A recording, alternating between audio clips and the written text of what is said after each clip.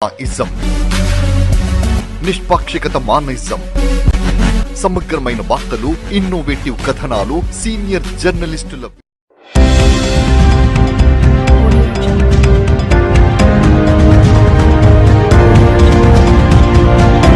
కమలాపూర్ మండల కేంద్రంలోని ప్రభుత్వ కమ్యూనిటీ హెల్త్ సెంటర్లో ఆదివారం రోజు జరిగిన ఘటనపై కలెక్టర్ ఆదేశాలతో విచారణ చేపట్టారు జిల్లా వైద్యాధికారులు అప్పయ్య, గౌతమ్ చౌహాన్.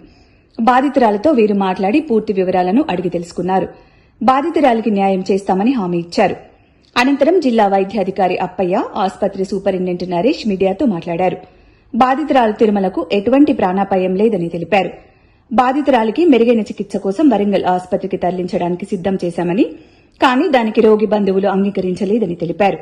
వారికి అనుకూలంగా ఉన్న ఆసుపత్రిలోనే వైద్యం చేయించుకుంటామని అన్నారని వీరు తెలిపారు. ఈ విచారణలో వెల్లడైన పూర్తి నివేదికను జిల్లా కలెక్టర్కు అందజేస్తామని అన్నారు. కలెక్టర్ ఆదేశాల మేరకు బాధ్యులైన వారిపై కఠిన చర్యలు తీసుకుంటామని పేర్కొన్నారు.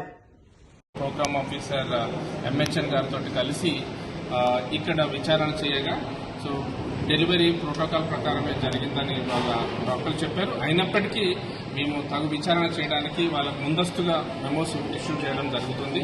తర్వాత విచారణ కొనసాగిస్తాం. విచారణ అనంతరం తగు చర్యలు తీసుకుంటాం. అదే దానిపైనే మేము మెమో ఇష్యూ చేసి ఎక్స్ప్రెషన్ కాల్ఫార్ చేస్తాము. తర్వాత మేము చర్యలు తీసుకుంటాం. ఈ ఆరోపణలన్నింటిపైన ఎక్స్ప్రెషన్ అడుగుతాం. అట్లాంటివి ఎలాంటి యాక్షన్ తీసుకుంటాం? అది శాఖాపరంగా తీసుకుంటాం, మేము కాదు. కలెక్టర్ గారికి నివేదిస్తాం. తర్వాత కలెక్టర్ ఆదేశాల మేరకు చర్యలు తీసుకుంటాం.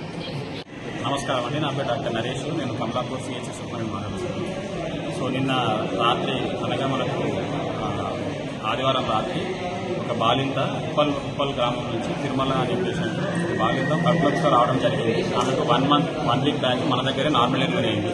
బేబీ 3.5 kgs అప్పుడు డెలివరీ అయింది. ఆ డెలివరీ అయ్యే ప్రాసెస్లో మనకు ఏదైతే గర్భసంచి ముఖదారం దగ్గర చిన్న కండరాల దగ్గర చిన్న కోత ఉండడం వల్ల అక్కడ ఒక 3-4 కుట్లు వేసి అక్కడ యాజ్ పర్ ప్రోటోకాలే ఫర్దర్గా బ్లీడింగ్ కాకుండా ఉండడం కోసం ఒక ప్యాక్ పెట్టి పంపడం జరిగింది. దాని తర్వాత పేషెంట్ 2 days తర్వాత హాస్పిటల్కి రివ్యూ కోసం రమ్మని చెప్పారు.